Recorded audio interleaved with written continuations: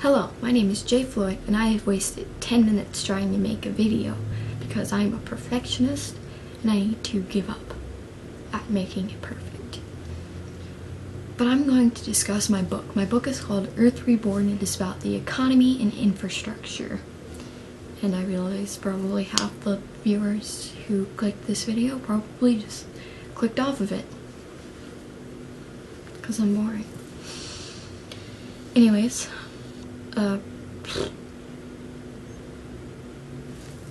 my book, The Economy and Infrastructure. Obviously, there are issues with the economy and with infrastructure. My book starts out talking about the economy and how a lot of young adults, business owners, especially small business owners, and teenagers are struggling with money. Teenagers because they have to afford a car, college, move out, etc. And that's for young adults too, like young adults, like 18 young adults. And so it's hard because you have school and then you'd also have to go to a job, and assuming you can't really get a good job, you know, at that age you're probably going to be working minimum wage or something, so it's hard to make money. And small business owners struggle with making money too. And so I was thinking about it because this frustrated me because, as you can probably tell, I'm a teenager and I'm going to be needing to buy a car soon and then move out in a few years and afford college in a few years, and I don't have a job and I have school and it's hard to make money. And so I thought of a new economic system, which I call essentialism. I'm pretty sure that's a word already, and I'm pretty sure it's a type of philosophy, but in this case it's the name of my economic system, which I will probably have to change due to copyright laws, but I don't know. Pretty much when you're 18 years old, you start to receive a set salary, or more like a base salary, even without a job. As soon as you turn 18, if you're a citizen of the United States, you start to receive this base salary. I don't know the exact numbers because I haven't really worked out all the details and specific things and numbers, which that's what I'm going to be doing in my second or third book. My second book is going to be the details of the economic plan, and then my third book is going to be the details of the plan for infrastructure. But I'm just gonna like give random numbers that have nothing to do with anything. They're just figures, symbols. So say the base salary is $20,000 a year. That base salary goes into a special bank account that is locked in a way. Kind of like with the Walmart card, you can only spend a Walmart card at Walmart. There would be sections in this account. It'd be broken up into like a house, a car, bills, health, school. And so you could only spend the money in the house section on buying a house. You only spend the money in a car section on buying a car. The bills on all your house bills, your insurance bills, etc.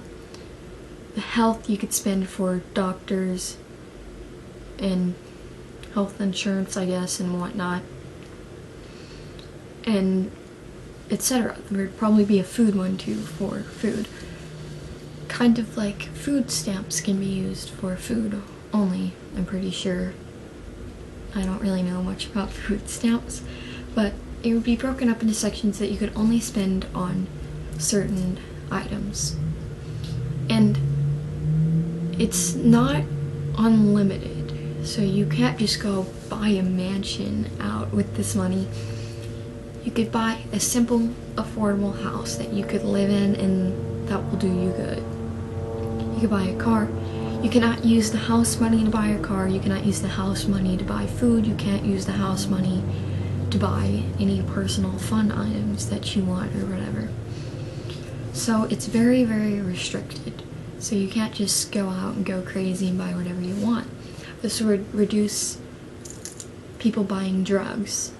There would be less people buying drugs because you cannot spend this money on drugs. Less buying alcohol, cigarettes, etc., illegal purchases, because this money would be locked into an account. You cannot withdraw. You can only spend it on whatever it is that it's assigned for. This base salary would be very, very, very restricted. That's why I call it essentialism, because it can only be used for the essentials. So you can't go out and buy all these elegant things, you can just buy simple things. However, it's not equality in a way. So it's not like everyone gets the same amount of money forever for eternity, because that would not be right. It's just a base salary. After everyone receives the base salary, you can still go and get jobs, and this is what motivates people to work. Because if you were just handed money, no one would be getting jobs. Like, what would be the need?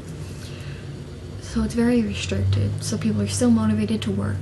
It would get a lot of people off the streets. The only people on the streets would be people who, for some reason, wanted to live on the streets.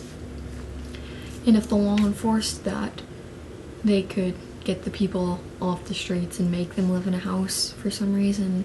I mean, I think they want to live on the streets, whatever, that's their thing. But anyways, it would get a lot of the people off the streets. It does not eliminate class. It eliminates poverty. But there would still be the middle class, upper class, etc. And I guess lower class would be just people who just have the base salary and nothing else. And then you could get a job and you could say work as a cashier or something, and then whatever your salary for, it would just add another salary. You'd get another salary for that job added on to your base salary. If you're a doctor, it'd be a lot more. And then that money would not be restricted. The money you earn from your job salary, you would be allowed to use on whatever you want. So you could get a better house, a better car, more luxurious items, more personal items,